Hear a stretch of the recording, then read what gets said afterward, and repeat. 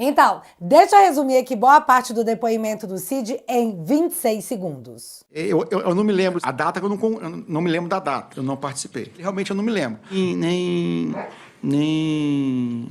eu não posso confirmar como eu não estava mais no batalhão, oficialmente a gente não sabia. Realmente eu não me recordo.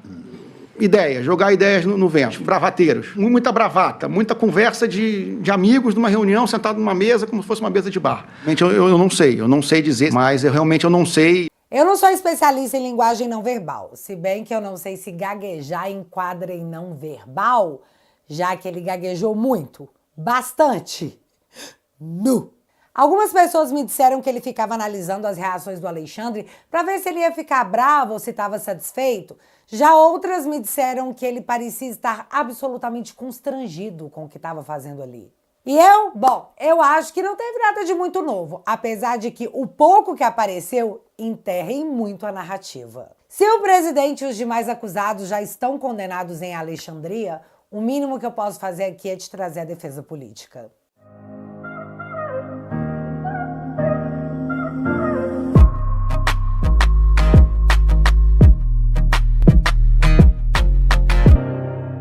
Delação não é prova, tanto que o Cid se contradisse em muitos momentos. Eu vos trago aqui um muito importante deles. Presta atenção. Como já foi relatado também, houve esse tipo de pressão, porque inicialmente o general Paulo Sérgio tinha feito um documento não mais simples, mas um documento com uma conclusão muito mais técnica, dizendo que não houve fraude. O presidente, né, entendia que a conclusão tinha que ser mais dura, apontando que pode ter havido fraude, alguma coisa assim. Aqui o Cid está dizendo que o Bolsonaro queria que o general Paulo Sérgio fizesse uma nota mais dura, indicando que pode ser que tivesse pegado algo nas urnas ou que elas não eram confiáveis. O problema é que o advogado do Bolsonaro sacou um áudio do próprio Cid que fala bem o contrário disso aí. Ontem o presidente, eu senti que ele já praticamente... acho que desistiu de qualquer coisa ou de qualquer ação mais contundente. Então, ontem, por várias vezes, ele comentou que o governo Lula, um possível governo Lula, como ele sempre fala, não daria certo, ele vai meter o pé pelas mãos, ele vai botar os servidores tudo contra ele, né? Tanto que ontem ele comentou e pediu para deixar tudo andar em termos de relatório, que não quer que ninguém fique pressionando nada. Ele conversou bastante tempo com o Valdemar também, ontem no começo da tarde.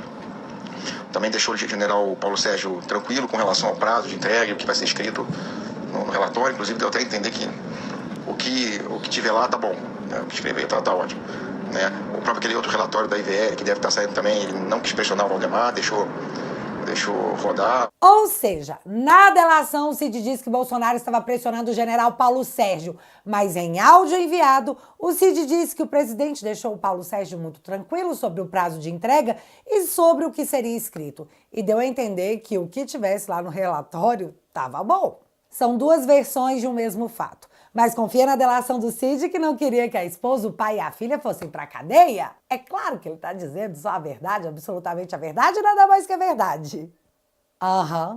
Só confia.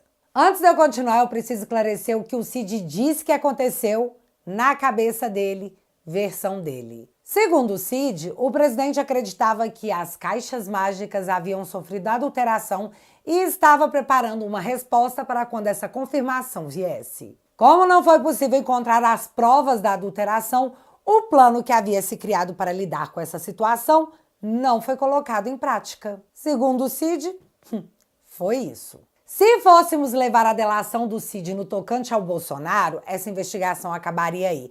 Até porque ele disse coisas como... Presta atenção. Eu vou usar uma outra conversa do general Freire Gomes, para mim, que não está nos autos, mas foi revelado naquele outro vazamento que teve. No dia 30 de dezembro, o general Freire Gomes manda uma mensagem para mim, às 7 da noite. Meu coração está muito triste, minha alma amargurada, mas a consciência me diz que o PR fez o correto. Deus estará com ele. Em várias ocasiões, o senhor falou que, nessa qualidade de anteparo, o senhor tinha a função de pressionar o presidente para assinar minutos do Estado de Defesa, Estado de Sítio e etc. e tal. Esse documento foi assinado? Não, senhor. Não foi assinado. Em nenhum momento não foi assinado. O presidente tem uma frase famosa, mas eu quero saber no âmbito ali do Palácio, naquele contexto dos meses de novembro e dezembro. Ele ouviu o presidente dizer que só agiria dentro das 4 linhas da Constituição? O senhor ouviu isso? Sim, senhor. O general do Exército feliz porque o Bolsonaro não fez nada, um papel sem nenhuma assinatura e um golpe feito dentro da Constituição brasileira. Então, eu tô com um pouco de dificuldade de enxergar o crime aqui, galera. Mas a Globo News, claro, não pode deixar essa peteca de golpe cair, senão vai ficar parecendo perseguição política. Parecendo. Diz que apesar de tudo isso que o Cid disse, tem 2 coisas gravíssimas que não podem ser apagadas com uma delação. E o nome delas são indícios de crime mega reais. Tá, eu inventei isso. A dona Ana Flor, lá da Globo News, cita que a primeira é a minuta do golpe, que ela é material, não é algo que foi dito por alguém. Ela existe! Não existe, Alexandre? Então, essa parte é muito boa, porque é agora que eu vou te mostrar como que o Cid desmentiu lindamente seu Alexandre, mas também desmentiu a denúncia da PGR. Vou te pedir para você prestar muita atenção nesse trecho, porque ele não é de agora, ele é do julgamento do Núcleo 2. Então, veja bem o que Alexandre diz. Eminente ministro, Vossa Excelência muito bem disse há instantes atrás sobre a questão da materialidade como requisito inicial para apurar e os indícios. Mas com relação à minuta que Vossa Excelência faz referência agora, salvo se nós passamos batido de toda a análise que fizemos do processo ao longo de todo esse tempo, em qual parte do processo está essa minuta do golpe? Nós vamos chegar lá. Ela não está... Aguarde. É a do Mauro Cid. Nós vamos chegar lá. Não? Tá? Ok, só para deixar claro. Obrigado, senhor presidente. Nos dispositivos eletrônicos de Mauro Cid foram encontrados registros fotográficos de uma versão do decreto golpista, diz a Procuradoria. O arquivo apresentava uma série de digressões sobre o texto constitucional e apontava supostas ilegalidades praticadas pelo Poder Judiciário no contexto das eleições presidenciais de 2022, determinando a decretação de estado de sítio e a deflagração de operação de garantia da lei e da ordem. A última página da minuta encontrava-se parcialmente obstruída por um papel que propositalmente ocultava as provisões finais nesse arquivo de Mauro Cid. A Procuradoria ainda detalhou que em 6/12, o acusado Felipe Garcia Martins Pereira entregou ao denunciado Jair Messias Bolsonaro a minuta de decreto golpista, no qual havia vários considerandos relacionados a fundamentos de atos que deveriam ser implementados, assim como apontar interferências do Poder Judiciário. A minuta do golpe foi apreendida, está no relatório da Polícia Judiciária, o documento eletrônico 694, folhas 11 a 19, arquivo em PDF da PET 12.100, da qual resultaram as denúncias dos 5 núcleos. Tá. O Sebastião perguntou para o Alexandre onde estava, dentro do processo, a famigerada minuta do golpe. Alexandre detalha a minuta do golpe apreendida e diz categoricamente que aquela era a minuta que havia passado de Felipe Martins para o presidente Bolsonaro e que ela estaria nas páginas 11 a 19 do processo que gerou a denúncia contra todo mundo. O problema é que quando você abre o processo nas páginas 11 a 19, você dá de cara com a minuta apreendida no celular do Mauro Cid. E aí o Cid foi perguntado se essa minuta apreendida em seu celular e descrita no processo como prova seria a tal minuta do golpe. Veja o que ele respondeu. Esse documento que eu recebi, eu nem lembrava dele. Eu lembrei quando a Polícia Federal me mostrou no depoimento, que foi encontrado. Né? E lembrando bem do que acontecia, como eu recebia um volume grande de mensagens durante o dia, tinha umas que eu não dava importância, né? E deixava para o final do dia para eu ver o que tinha acontecido, o que tinham me mandado, que eram pessoas que não tinham, às vezes, amigos, que não tinham uma ligação direta com o presidente, que foi o caso dessa minuta, desse documento. Né? Que aí eu recebi ele, eu lembro depois, né, que eu fazia? Eu jogava para o meu outro número, que eu abria no computador e podia ler. Né? Eu lia no WhatsApp web, e aí eu lia o documento. Mas realmente eu não me lembro quem mandou, e realmente é um documento, digamos assim, até muito mal escrito, né, em termos de alguma... Né? Mas não me lembro quem tirou a foto, não fui eu que tirei a foto, eu não recebi esse documento físico, ele veio só pelo meio digital, né? pelo WhatsApp, né? E também ele não foi repassado para ninguém. Né? Vocês estão entendendo que o Cid está deixando claro que o documento apresentado pela PGR, que embasou a denúncia, na verdade é coisa de maluco? E o mais grave disso tudo, o Alexandre cita essa minuta que o Cid colocou como coisa de maluco, como se fosse a minuta que estava pedindo a prisão dele. Mas, se ele tivesse lido as páginas que ele mesmo mencionou, veria que a minuta apreendida no celular do Cid não fazia menção alguma ao que ele estava dizendo no tribunal. Sim, eu sei, é tudo muito confuso, mas em resumo, o Alexandre descreve uma minuta que não existe nos autos e aponta a minuta de maluco como se fosse a prova do que ele estava falando. Simplesmente bizarro. Ah, mas o Cid disse. Meu amigo, o Cid disse muitas coisas, dentre elas que ele não presenciou a leitura da famigerada minuta original editada, apenas viu os considerandos na tal reunião com os comandantes das Forças Armadas. E nessa reunião é que ficou acertado que seriam chamados os comandantes das forças para terem ciência desse documento. Sim, senhor. E só que quando os comandantes vieram, a apresentação que foi feita inicialmente foi só da parte dos considerandos, que foi a parte que eu presenciei, porque é o que operava o computador. Então, foi projetado na tela, né, com a participação do Felipe Martins nessa reunião. Então, foi só a primeira parte que foi apresentada, que me parece, nesse dia. A outra parte, com os artigos do tal do decreto, do estado de sítio de defesa, ou ele não foi apresentado nesse dia, ou nós não estávamos presentes no momento. É a delação do eu não estava lá, mas eu fiquei sabendo, hein? A outra parte que a Ana Flor da Globo cita como prova cabal é que o Bolsonaro teria pressionado o Paulo Sérgio a fazer um relatório de fraude nas urnas. E aí eu não vou pôr de novo o áudio do Cid dizendo que não, que o presidente estava de boas, que não queria ninguém pressionando o general para fazer o relatório e o que viesse estava bom. Argumentos da Globo News? Puf.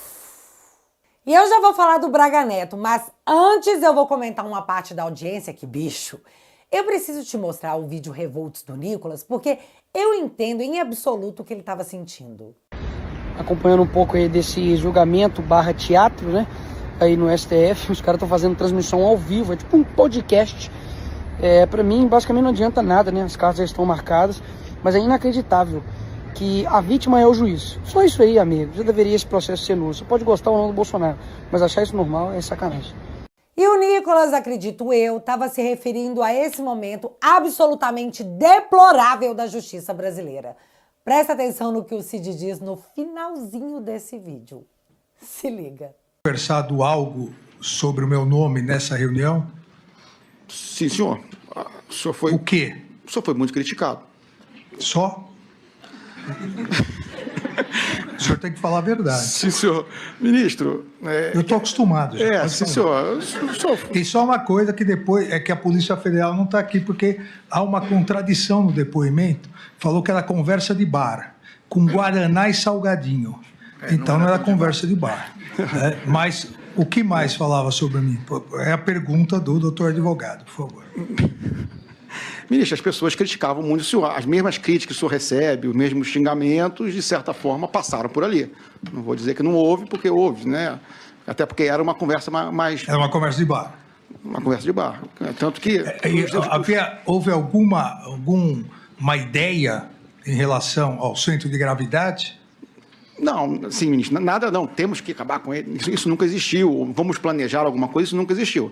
Tinha, assim, xingamentos, esse cara desgraçado, coisas que o senhor já ouviu bastante aí, né, inclusive fotos, figurinha, aquelas memes, essas coisas. Por isso que eu digo para o senhor que teve essa grau de informalidade. Né? É isso, doutor Celso? É isso. O que eles estavam falando de mim? Eu, juiz, relator, que julgarei esse caso? Ponto absurdo número 1. Ah, nada que o senhor não tivesse ouvido antes. Memes, figurinhas, só falando mal do senhor de forma mega informal mesmo. Memes? Figurinhas? Mas tá, seguindo aqui. Cid acusou o Braga Neto, general 4 estrelas que tanto fez pelo Brasil, de ser o cara que levava as informações do acampamento para o Bolsonaro. Olha o nível que a coisa tá nesse processo mega sério. Cara acusado de ser fofoqueiro. Só que falar até papagaio fala. Provas. Você tem? Você curte? Disse ao eminente ministro Alexandre de Moraes, em determinado momento, que o general Braga Neto seria o elo entre os manifestantes e o ex-presidente, né, em termos de informações e tal. O senhor tem prova disso? Não, senhor. O general Braga Neto, ele todo dia, ou às vezes ia 2 vezes por dia, 1 ou 2 vezes, ele atualizava o presidente do que estava acontecendo. Né? A pergunta é objetiva. O senhor tem prova dessa? Não, senhor. Não tem. Não, senhor. Ok.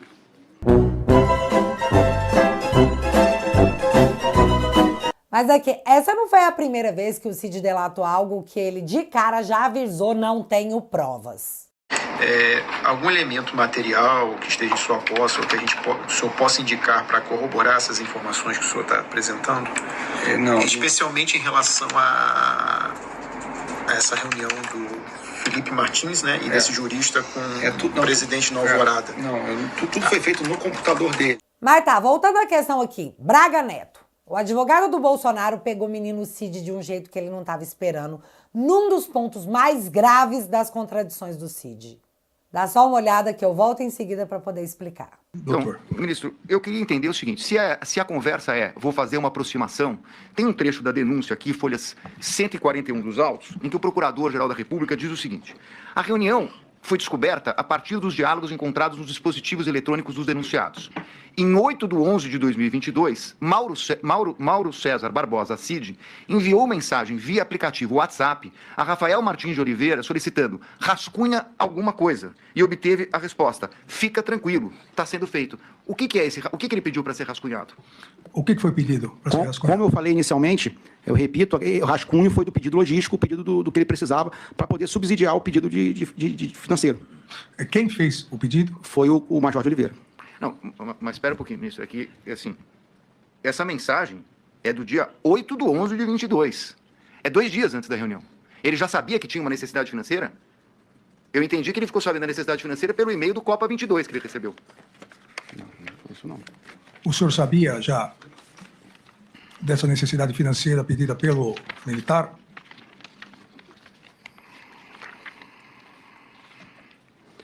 Não, senhor. Tanto que a minha primeira conversa com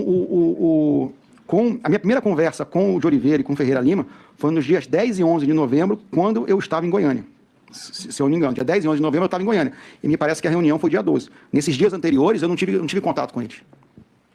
Doutor Celso. É que eu estou perguntando porque o procurador que está transcrevendo uma mensagem que ele está falando 9 e 10. Eu sei o dia que foi a reunião, é que a mensagem é do dia 8. É por isso, é anterior a esse contato que ele diz. Eu queria entender o que ele pediu para rascunhar. Mas, enfim, se ele já respondeu...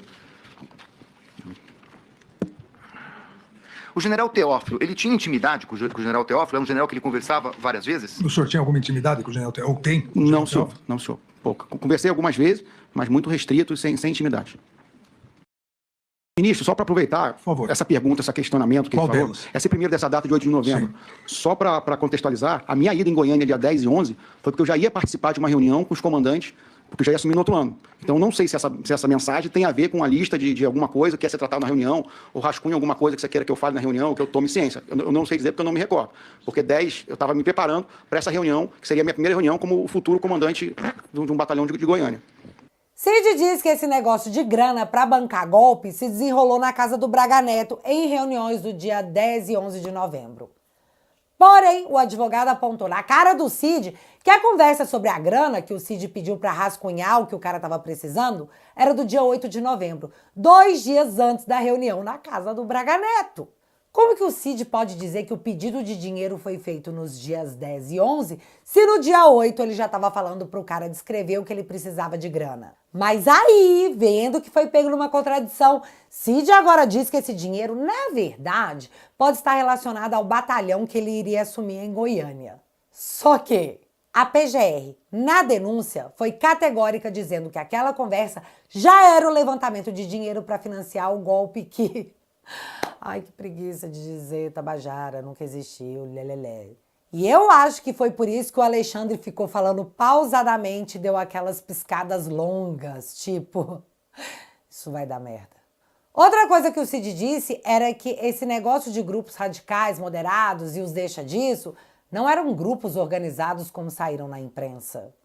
Segundo o Cid, foi a forma que ele encontrou de contar a história e se fazer entender, mas que nunca existiram grupos organizados, que as pessoas iam lá sozinhas, trocavam ideia com o presidente e que cada um pensava de um jeito diferente. Foi só um modo de dizer. E lá se vai mais uma narrativa da Globo News. Na sequência desse show de horrores pago por você, falou o Ramagem. E cara, ninguém sabe dizer por que o Ramagem tá nesse processo. Sério, eu assisti o depoimento dele e eu fiquei mais perdida que o meme do John Travolta. Tipo, what? Ramagem apenas levantou falas ditas dentro do Supremo Tribunal Federal, além de alegações que estavam em debate público na PEC 135 do voto auditável. Não compartilhou com ninguém, mas foi acusado de dar embasamento para o golpe. Doideira, doideira, doideira. E agora, para eu encerrar, porque hoje ainda tem um depoimento do Braga Neto e possivelmente do presidente Bolsonaro, eu preciso te contar o que está acontecendo dentro desse processo. E é insano, mas para mostrar isso eu preciso voltar no julgamento da denúncia do Núcleo 2, quando o Alexandre disse isso aqui após a defesa do Felipe Martins acusar uma possível nulidade por não ter tido acesso à cadeia de custódia das provas. Há uma alegação por escrito, e foi feita na tribuna, que haveria uma violação na cadeia de custódia e nulidade na obtenção de documentos, porque não foram das fontes originais, mas sim de versões fornecidas pela Secretaria do Supremo Tribunal Federal. Ó, salvo se a defesa comprovar que a Secretaria do Supremo Tribunal Federal fraudou provas, é uma alegação esdrúxula. Bom, sobre a cadeia de custódia das provas, Polícia Federal violou celular de coronel da Polícia Militar do Distrito Federal, indica perícia. E aqui eu tô falando do celular do coronel Naime. Olha só o que aconteceu. De acordo com o laudo da perícia, o celular do coronel Naime permaneceu ativo e sofreu acessos que ocorreram antes da perícia oficial autorizada pela Justiça. E isso contraria a versão da Polícia Federal de que manteve o celular lacrado durante toda a cadeia de custódia. Galera, apreender o celular, ele não pode ser ligado e você ficar mexendo nele. Ele só pode ser ligado para a realização da perícia, que vai extrair os conteúdos do aparelho, que aí sim vão para a análise da polícia. Mas no caso do Naime, segundo a perícia, foram tirados prints de tela feitos pelos próprios peritos federais durante todo o mês de fevereiro de 2023, enquanto gravavam o equipamento. Isso viola as normas técnicas e a confiabilidade da prova. Mas, mesmo assim, Gonê manteve a acusação. Ah, e vale lembrar que domingo eu contei para vocês que o Gonê perdeu os celulares e notebooks que estavam apreendidos. Então, palmas para a lisura da cadeia de custódia de Brazuela! Não, mentira, não faço não. Não bate palma para coisas assim. Nunca.